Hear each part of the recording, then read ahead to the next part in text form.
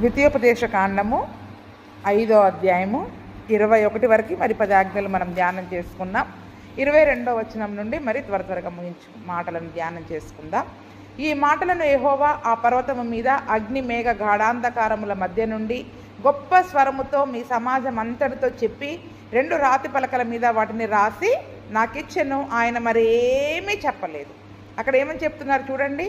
ఈ 10 ఆజ్ఞలు, ఈ మాటలు ఎక్కడ చెప్పారు? సీనాయి పర్వతము పైన అగ్ని మేఘ గాఢాంధకారముల మధ్యలో నుండి గొప్ప స్వరముతో మీ సమాజం అంతటితో చెప్పారు. ఆ 10 ఆజ్ఞలు చెప్పినప్పుడు కింద ఉన్న సమాజము కూడా విన్నారు. చూడండి, అన్ని లక్షల మంది ఆ కొండ మీద నుంచి ఆయన స్వరాన్ని విన్నారంటే ఎంత గంభీరంగా. కొన్ని మౌతుందా? మౌతులు లేవు, మైకులు లేవు ఆ రోజుల్లో. కానీ అందుకని ఆయన యొక్క స్వరము గొప్ప విస్తారమైన జల ప్రవాహంలా స్వరములా ఉంటుందంట. కాబట్టి గొప్ప స్వరముతో సమాజం అంతటితోటి చెప్పి ఈ రాతి పలకల మీద రాసి మోషేకి ఇచ్చేటట్లుగా చెప్తూ ఉన్నారు.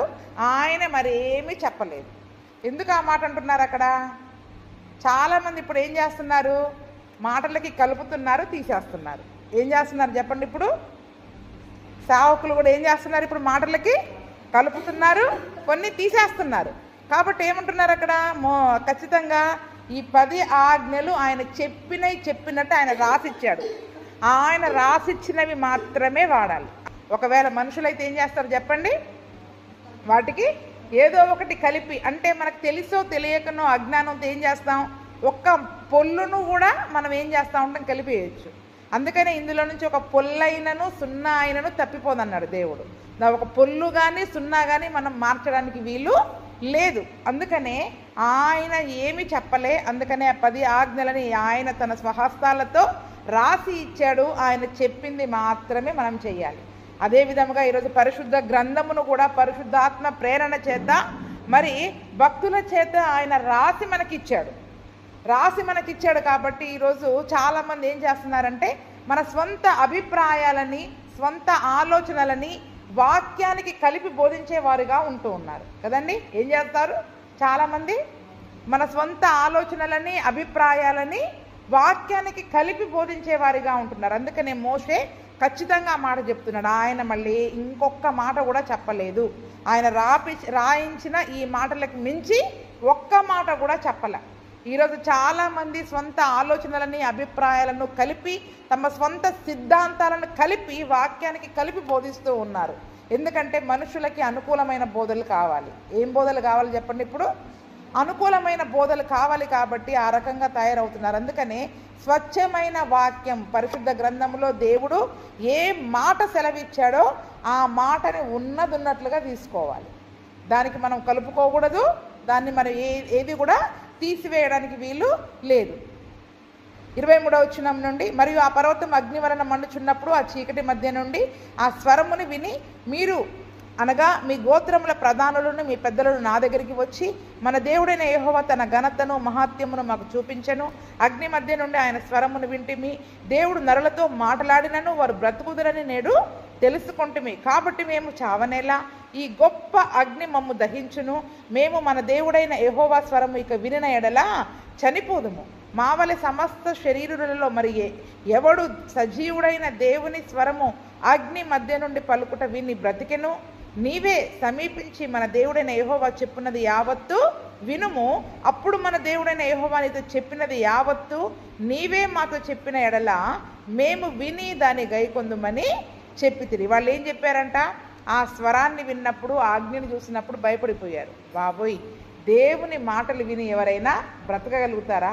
ఆయన స్వరాన్ని విని ఆ అగ్ని స్వరూపాన్ని చూసి ఎవరైనా బ్రతుకుతారా? ఈరోజు మేము బ్రతికున్నాము అంటే అది కేవలము దేవుని యొక్క కృప. కాబట్టి ఇంకా మేము ఆయన స్వరాన్ని వినలేము. ఆ గంభీరమైన స్వరాన్ని మరి మేము వినలేము. కాబట్టి నీవే పైకి వెళ్ళి ఆయన ఏం చెప్తారో ఆ మాటలు నువ్వు విని అది తీసుకుని వచ్చి మాతో మాట్లాడు అని ఇజ్రాయేలు ప్రజలందరూ అక్కడ మోషేతో చెబుతూ ఉన్నారు. మీరు నాతో మాట్లాడినప్పుడు యెహోవా మీ మాటలు విన్నను. అంటే ఈ ఇజ్రాయేలు ప్రజలందరూ కూడా మోషేతో మాట్లాడుతుంటే ఎవరు విన్నారు? దేవుడు విన్నాడు. అందుకనే యెహోవా యందు భయభక్తులు కలిగిన వారు మాటలాడుచుండగా దేవుడు వింటాడంట. ఎవరైనా ఇద్దరు కూడి దేవుణ్ణి నమ్ముకున్న వాళ్ళు ఇద్దరు కూడి మాట్లాడుకునేటప్పుడు ఎవరు వింటారు? మూడో వ్యక్తిగా దేవుడు వింటాడు. కానీ ఈరోజు ఆ వ్యక్తికి తెలియదు మనం మాట్లాడుకునేదని మనం అనుకుంటాం, కానీ ఎవరు వింటున్నారు? దేవుడు విని ఆయనే మన మాటలను బట్టి, అందుకని నీ నోటి మాటని బట్టి నీవు నీతిమంతుడివా అపరాధివా తీర్పులోనికి వస్తావు. నేను ఆ వ్యక్తితో అనలేదు కదా అని మనం అనుకుంటాం, కానీ దేవుడు ఏమంటున్నాడు? ఆ వ్యక్తితో అనలేదు, కానీ మీరిద్దరు కలిసి కూర్చొని మాట్లాడుకున్నారు కదా, ఇద్దరు కలిసి కూర్చొని ఏం చేశారు? ఒక మూడో వ్యక్తి గురించి మరి మీరు మాట్లాడుకున్నారు కదా అని అవసరంగా మరి తీర్పులోనికి వచ్చేవారిగా ఉంటాము. కాబట్టి దేవుడు మన ప్రతి మాట, ఎందుకంటే తలంపు పుట్టక మునిపే ఆయనకు తెలుసు, ఇక మాట్లాడేది ఆయనకు తెలియకుండా ఉంటుందా చెప్పండి? అందుకని మనం మాట్లాడేటప్పుడు ఎవరు లేరని మనం అనుకుంటాం, కానీ దేవుడు చూస్తున్నాడని మనం గ్రహించుకోవాలి. అది దైవ భయం కలిగి ఉండడం అంటే. దేవుడు చూస్తున్నాడు, నన్ను ప్రతి మాటని ప్రతి తలంపుని ఆయన చూస్తూ ఉన్నాడు అని మరి మనం గ్రహించుకొని బహు జాగ్రత్తగా మాట్లాడాలి. అయితే ఆ దినమున మరి ఆ మాటలన్నీ కూడా దేవుడు విన్నాడు. యెహోవా ఆ మాటలు విని ఏమని సెలవిచ్చాడు మోషేతోటి? ఈ జనుల మీద చెప్పిన మాటలు నేను విన్నాను, వారు చెప్పిందంతా మంచిది, వాళ్ళు చెప్పిందంతా మంచిది, ఎందుకంటే వారికి వారి సంతానమునకు నిత్యము క్షేమము కలుగునట్లు వారు నా యందు భయభక్తులు కలిగి నా ఆజ్ఞలను అనుసరించే మనస్సు వారికి ఉండిన మేలు. అంటే ఇప్పుడు వీళ్ళకి ఆజ్ఞలు కావాలి, దేవుని మాట ఏంటో తెలియాలి, కానీ ఏమంటున్నారు? మేము వినలేకపోతున్నాం ఆ స్వరాన్ని, మాకు భయం వేస్తుంది, కాబట్టి నువ్వే మాట్లాడి చెప్పు అంటున్నారు. కాబట్టి వారికి వినే మనస్సు ఉంది అనేది దేవుడు గ్రహించాడు.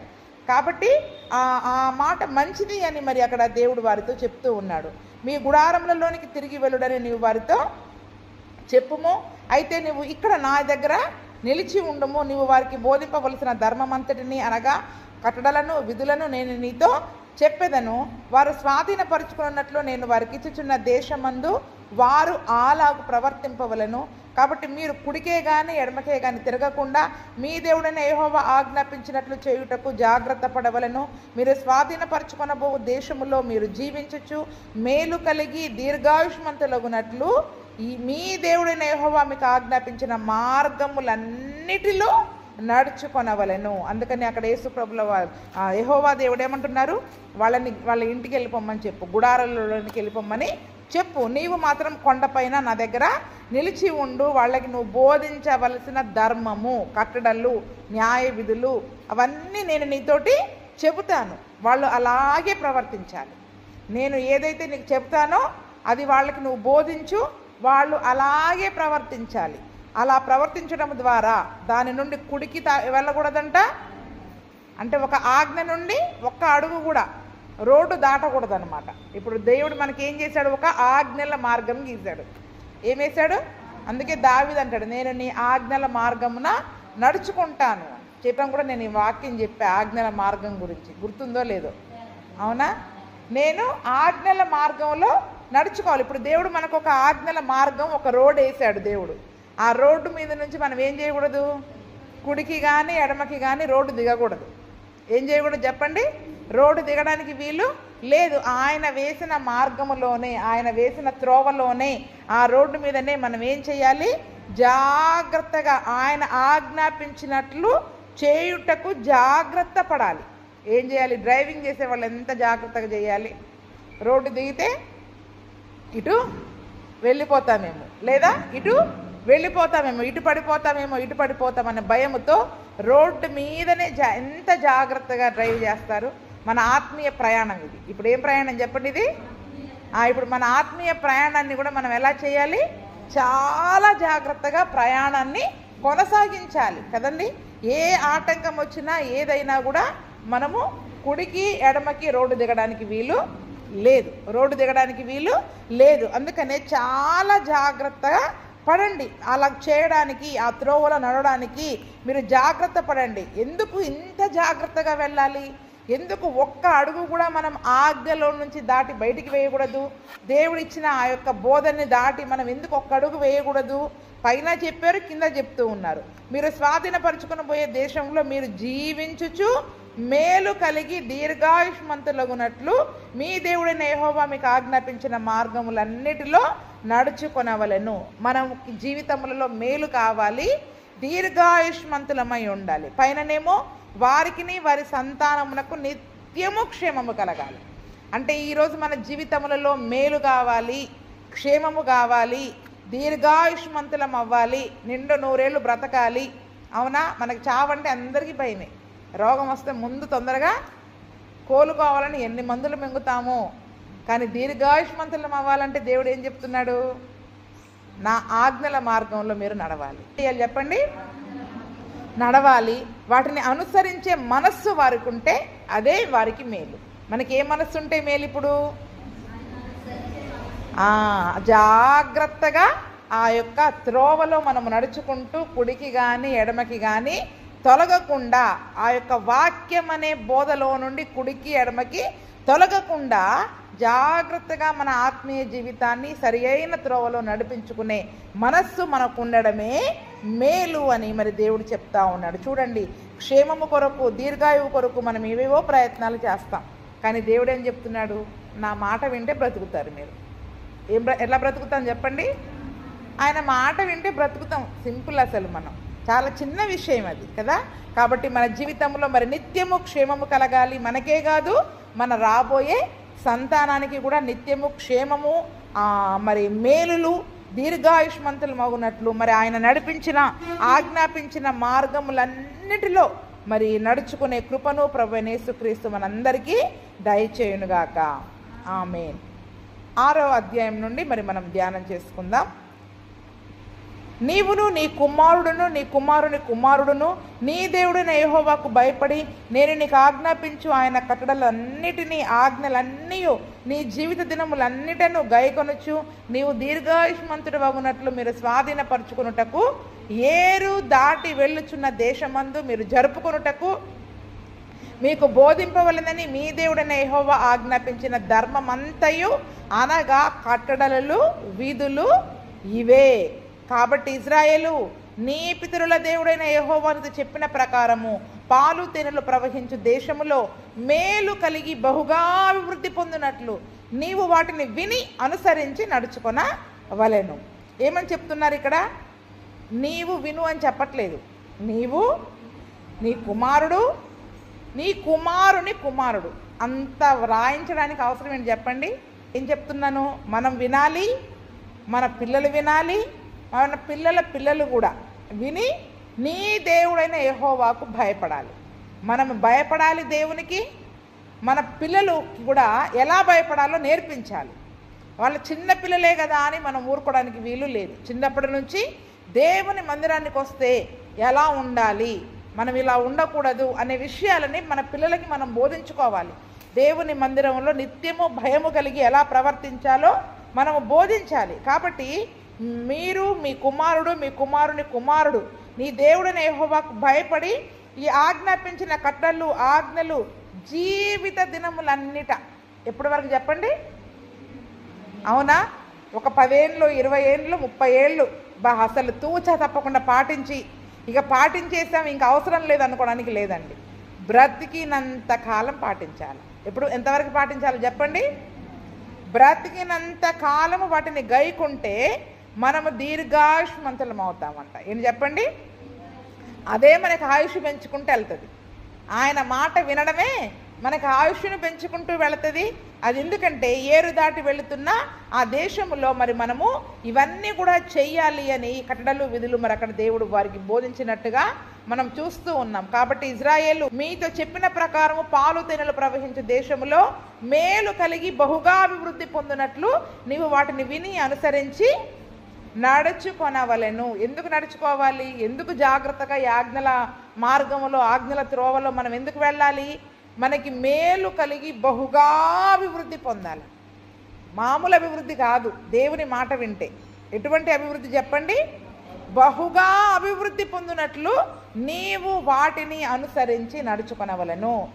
ఆజ్ఞలలో కుడికి కానీ ఎడమకి కానీ విడవకుండా మనం సరి అయిన త్రోవలో నడిస్తే నిజంగా మన జీవితంలో బహుగా మేలు ఉంటుంది, బహుగా అభివృద్ధి పొందుతాం. ఇప్పుడు యోబు చూడండి. ఆయన నీతిమంతుడు, యథార్థవంతుడు, ఇంకా న్యాయవంతుడు, చెడుతనమును విసర్జించిన వాడు, యెహోవా యందు భయభక్తులు కలిగిన వాడు. ఎన్ని 5 ఉన్నాయి అక్కడ ఆయన సుగుణాలు కదండి. అంటే ప్రతి విషయంలో ఆయన ఏం చేశాడు? సరి అయిన త్రోవలో ఆయన నడిచాడు. దేవుని యొక్క మాట ఆయన విని ఆజ్ఞల ప్రకారం నడుచుకున్నాడు కాబట్టి అసలు ఆ ఊజు అనే దేశంలోనే బహుగా ధనవంతుడిగా వచ్చాడు. మరి ఆయన అన్ని విషయాలలో సరిగా ఆయన దేవుని మాట విని నడుచుకున్నాడు కాబట్టి అతనిని బహుగా అభివృద్ధి చేశాడు దేవుడు.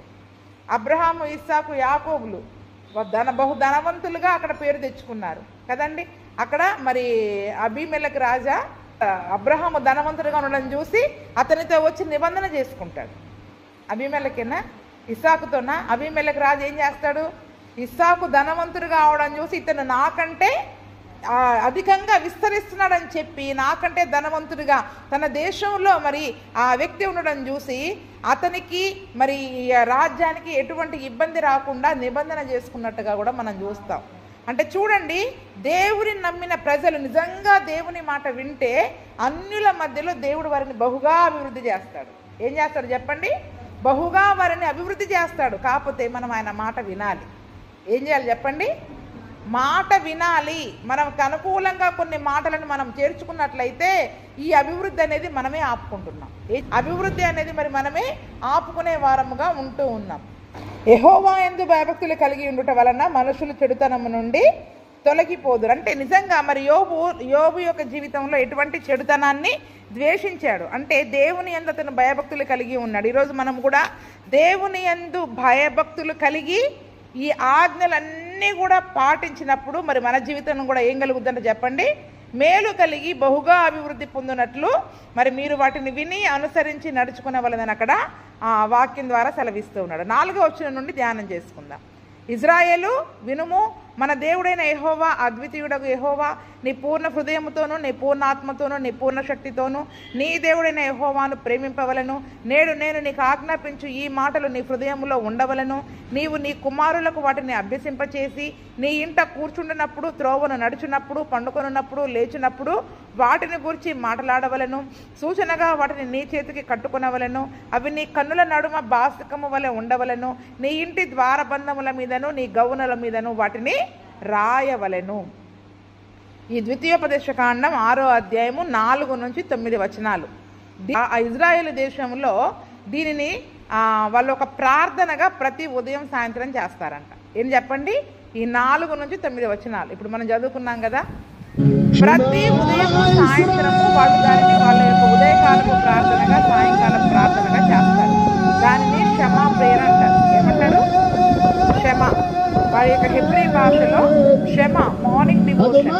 ఏంటంటే దేవుడైన యెహోవా, ఇశ్రాయేలు వినుము, మన దేవుడైన యెహోవా అద్వితీయుడైన యెహోవా.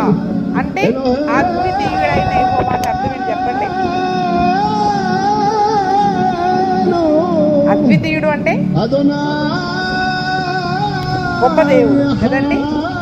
అయితే అద్వితీయుడకు యెహోవా అంటే అర్థం ఏంటంటే ఆయనే దేవుడు, ఆయన తప్ప ఇంకొక దేవుడు లేదు. ఏం చెప్పండి? అది ఇప్పుడు ఆజ్ఞలలో 2 ఆజ్ఞలు ఇందులో కలుస్తూ ఉంటాయి. ఏం చెప్పండి? ఆయనే దేవుడు, ఆయన తప్ప ఇంకొక దేవుడు లేడు. అంటే the Lord our God is one God, అంటే ఒకటే దేవుడు అని అర్థం. అద్వితీయుడైన యెహోవా అంటే నీలాంటి దేవుడు ఇంకొకరు లేరు, నువ్వు ఒక్కడదే దేవుడు అని అర్థం అన్నమాట. ఇంగ్లీష్లో ఏమనుంటుందంటే the Lord our God is one Lord, ఒక్కడే దేవుడు. అందుకే పోయినసారి నేను చెప్పాను, ఈ దేవుడు యెహోవా నేనే. మనకి దేవుడు ఒక్కడే, తండ్రి ఒక్కడే, ప్రభు ఒక్కడే, ఆయనే ఏక రీతిగా ఉన్న దేవుడు. కాబట్టి అద్వితీయుడకు యెహోవా ఆజ్ఞలన్నీ చెప్పకుండా వాటన్నిటినీ ఒకటే మాటలో అమర్చారు. ఏం చెప్పండి? ఒకటే మాటలో అమర్చారు ఆజ్ఞలన్నింటినీ కూడా. కాబట్టి ఇశ్రాయేలు వినుము, మన దేవుడైన యెహోవా అద్వితీయుడైన యెహోవా నీ పూర్ణ హృదయముతో, పూర్ణాత్మతో, పూర్ణ శక్తితో నీ దేవుడైన యెహోవాను ప్రేమింపవలను. ప్రతి ఉదయం దీనిని వాళ్ళు ఒక పాటలాగా పాడతారు. ఎలా పాడతారు చెప్పండి? అందుకనే ఇశ్రాయేలు దేశం అంత గొప్పగా, అంత శక్తివంతమైన దేశముగా మరి మారుతూ ఉంది. చూడండి, ఇప్పటికీ వాళ్ళు ఆ యొక్క ప్రార్థనని అలా చేస్తారంట. అందుకని నీ పూర్ణ హృదయముతో, పూర్ణాత్మతో, పూర్ణ శక్తితో అతను ఎలా పాడాడు చూడండి, ఎంత శక్తితో పాడాడు. అవునా? ఈరోజు పాటలు పాడమంటే, చప్పట్లు కొట్టమంటే మనకి నీరసం వస్తుంది. ఏమొస్తుంది? అసలు ఉజ్జీవంగా చప్పట్లు కొట్టండి, గొంతెత్తి పాడండి అంటే మనకి పాటలు రావు కదా. కానీ అతను చూడండి, పూర్ణ పూర్ణ శక్తితో పూర్ణ బలముతో పాడే వాళ్ళందరూ అలాగే పాడతారు అక్కడ. అసలు చిన్నపిల్లలు మొదలుకొని ప్రతి ఒక్కరు కూడా పూర్ణ శక్తితో మరి వాళ్ళు దేవుణ్ణి ప్రేమిస్తారు. కాబట్టి నీ పూర్ణ హృదయముతో పూర్ణ ఆత్మతో పూర్ణ శక్తితో నీ దేవుడైన యెహోవాను ప్రేమింపవలెను. అక్కడ ఏమని చెప్తూ ఉన్నాడు? నువ్వు ప్రేమించాలి, దేవుణ్ణి ప్రేమించాలి. ఎలాగా? నీ శక్తి కొలది నువ్వు ప్రేమించు. ఎలా ప్రేమించాలి దేవుణ్ణి? నీ శక్తి కొలది ప్రేమించు, నీ హృదయం కొలది ప్రేమించు, నీ ఆత్మతో ఆయన్ని ప్రేమించు. ఎంత ప్రేమించాలి చెప్పండి? ఒక స్త్రీ విలువైన అత్తరును యేసు ప్రభు పాదాల మీద పోసినప్పుడు అందరూ ఆమెను తిడతారు. అప్పుడు యేసు ప్రభుల వారు ఒకటే అంటారు, ఆమె తన శక్తి కొలది చేసింది. ఏం చేసింది చెప్పండి? అంటే దేవుణ్ణి ప్రేమించడం అంటే చూడండి, తన శక్తి కొలది తనకున్నదంతా ఆయన పాదాల దగ్గర ఏం చేసేసింది? గుమ్మరించింది. ఈరోజు నిజంగా మన పూర్ణ హృదయముతో పూర్ణ ఆత్మతో మన శక్తితో దేవుణ్ణి ప్రేమించగలుగుతున్నామా? దేవునికి తప్ప ఇంకొకరికి ఒక స్థానాన్ని ఇవ్వలేకుండా, ఆ స్థానాన్ని ఇంకొకరికి ఇవ్వకుండా దేవుణ్ణి ప్రేమించగలుగుతున్నామా? అసలు ధర్మశాస్త్రం అంతా కూడా ప్రేమలోనే ప్రేమ అనే ఒక ఆజ్ఞలోనే ఇమిడి ఉంది. ఎందుకంటే దేవుడు లోకాన్ని ప్రేమించాడు, దేవుడు మనుషులను ప్రేమించాడు, లోకాన్ని ప్రేమించాడు కాబట్టి తన ఏకైక కుమారుణ్ణి మనందరి కొరకు సిలువలో మరి బలియాగం అవడానికి ఆయన తన కుమారుణ్ణి పంపాడు. అందులో ఆయన ప్రేమ కనబడుతుంది. దేవుడు అంత ప్రేమ కలిగిన దేవుడు అని మనం తెలుసుకుంటున్నాం, వింటున్నాం. కానీ పూర్ణ శక్తితో పూర్ణ హృదయముతో దేవుణ్ణి మనం ప్రేమించగలుగుతున్నామా? ఆమె తన శక్తి కొలది విలువైంది దేవుడికి ఇచ్చేసింది. ఈరోజు మనం దేవునికి ఏమి ఇస్తున్నాం? మన విలువైనవి దాచుకుంటున్నాం, విలువైంది దాచుకుంటాం ఇంకా దేవునికి ఇవ్వకుండా. కానీ ఆమె ఏం చేసింది? ఉన్నదంతా ఇచ్చేసింది. ఆ విలువైంది ఇంకా అనేకులకు అనేక రకాలుగా ఉపయోగపడుద్దని అన్నా కూడా దేవుడు ఏమన్నాడు? ఆమె తన శక్తి కొలది చేసింది. అంటే ఈరోజు మన శక్తి కొలది, మనలో ఉన్న చివరి బలము వరకు, చివరి శక్తిని కూడా ఎవరి కొరకు ఉపయోగించాలి? యేసు ప్రభు కొరకు ఉపయోగించినప్పుడే దేవుణ్ణి మనం ప్రేమించినట్టు. అవునా? ఇంకా మనకి చర్చికి రావడానికి బలం ఉండదు కదా, కానీ ఇంట్లో లేచి తిరగడానికి బలం ఉంటుంది. ఈ ఉన్న కొంచెం బలంతో నేను దేవుని దగ్గరికి వెళ్తా, ఆయన పాద సన్నిధిలో కూర్చుంటా, ఆయన తన సన్నిధిలోని బలము చేత నన్ను నింపుతాడు అని మనం అనుకుంటామా? బలం లేదని ఇంట్లో ఉంటామా? చెప్పండి. బలం లేదని ఇంట్లో ఆగిపోతాం, బలం లేదని ఇంట్లో ఆగిపోతాం. అంటే నీ పూర్ణ శక్తితో నువ్వు దేవుణ్ణి ప్రేమించేది ఎలాగా? చూడండి, మనం నిజంగా వీటిని మనం ధ్యానం చేసుకుంటూ పోతే ఒక్కొక్క విషయాన్ని చాలా విషయాలు ఉంటాయి. కాబట్టి దేవుణ్ణి మనం ఎంతగా ప్రేమిస్తున్నాం చెప్పండి? ఆయన మనల్ని ప్రేమించినంత దాంట్లో మనం దేవుణ్ణి ఎంతగా ప్రేమిస్తున్నాం.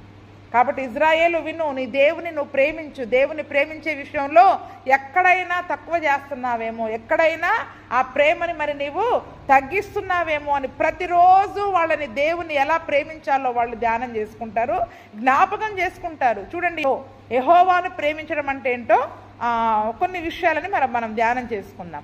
యోహాను సువార్త 14:15.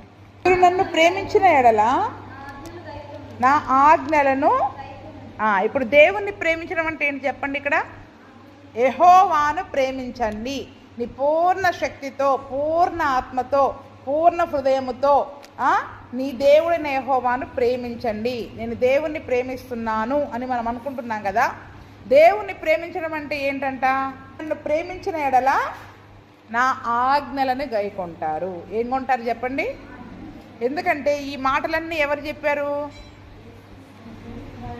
దేవుడే మనకి చెప్పాడు. దేవుడు మనకిచ్చిన మాటలు, ఆజ్ఞలు ఇవన్నీ కూడా. ఇప్పుడు ఈ ఆజ్ఞలను గైకొనడమే దేవుణ్ణి ప్రేమించడం. అవునా?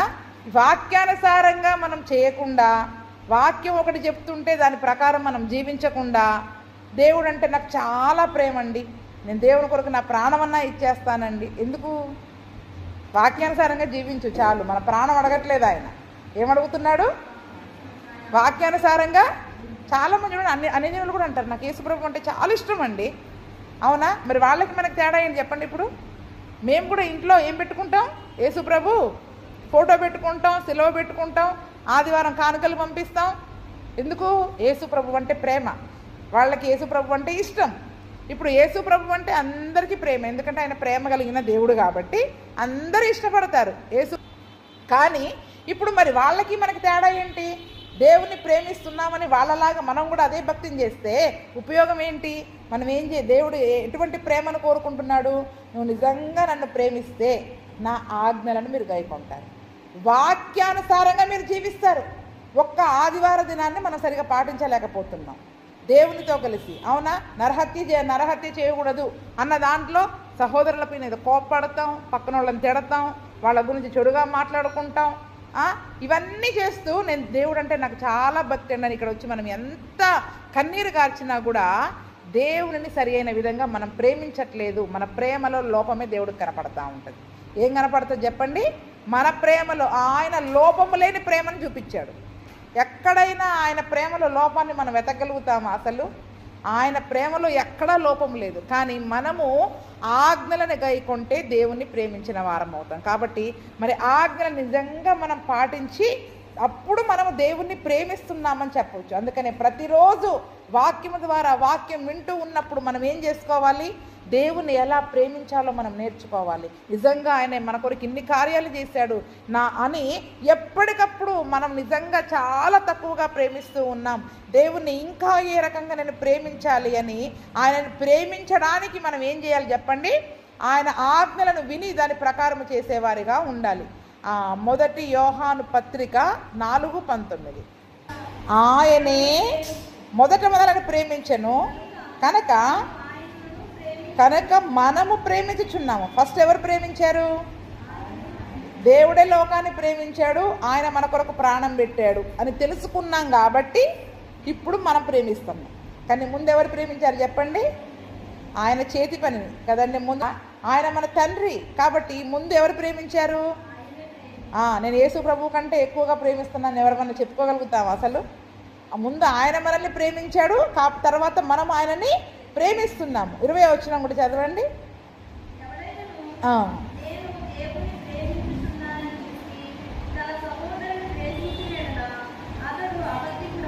ఇక్కడ ఏమంటున్నారు? యేసు ప్రభువుని నేను చాలా ప్రేమిస్తున్నా, దేవుని యందు భయభక్తులు కలిగి ఉన్నాం, చాలా మంచి భక్తిపరులుగా ఉన్నాం. కానీ దేవుణ్ణి ప్రేమిస్తున్నామని చెప్పుకుంటూ ఎవరిని ద్వేషిస్తున్నాం చెప్పండి? పక్కన వాళ్ళని ఓర్చుకోలేము. మరి మనం ఓర్చుకోలేము. వారి గురించిన హృదయంలో ద్వేషం ఉంటుంది. నువ్వు సహోదరుల్ని ద్వేషిస్తూ దేవుణ్ణి ప్రేమిస్తున్నానని చెబితే మనం అబద్ధికులముగానే ఉంటాం. చూడండి, ఇప్పుడు ఆజ్ఞలను పాటించినట్లేనా? మనం ఎంత ఉపవాసం ఉన్నా, ఎంత భక్తిగల ప్రార్థనా జీవితాన్ని గడిపినా, మనము మానకుండా అన్ని ప్రార్థనలకు వచ్చినా, ఎవరి విషయంలో అయినా మనం ద్వేషం ఉంచుకుంటే, సహోదరులను గురించిన ద్వేషాన్ని మనం పెట్టుకుంటే మన ప్రేమ అబద్ధమైన ప్రేమ. ఏం ప్రేమ చెప్పండి? అబద్ధమైన ప్రేమ. ఎందుకంటే దేవుడు ఒకటే ఆజ్ఞ ఇచ్చాడు, నీ ప్రభువుని పూర్ణ హృదయముతో పూర్ణ శక్తితో ప్రేమించు. ఆజ్ఞలను గైకొనుటయే దేవుణ్ణి ప్రేమించడం. మరి దేవుడిచ్చిన ఆజ్ఞ ఏంటి చెప్పండి? ఇప్పుడు నిన్ను వల్ల నీ పొరుగువారిని ప్రేమించమన్నాడు కదా. నిన్ను వల్ల నీ పొరుగువారిని ప్రేమించమన్న ఆజ్ఞలో తననైతే తను ద్వేషించుకుంటారా ఎవరైనా? ఎవరు ద్వేషించుకోలేరు. ఇప్పుడు మనమే తప్పు చేసాం. తప్పు చేసినప్పుడు మనల్ని మనం ద్వేషించుకుంటామా? అయ్యో ఎందుకు ఈ పొరపాటు చేసా, ఇంకోసారి చేయకుండా ఉంటే బాగుంటుందని మనకు అనుకూలంగా మనం మాట్లాడుకుంటాం. అదే మరి ఎదుటి వాళ్ళ విషయంకి వచ్చేసరికి మనం ఎందుకు అలా ప్రవర్తించలేకపోతున్నాం?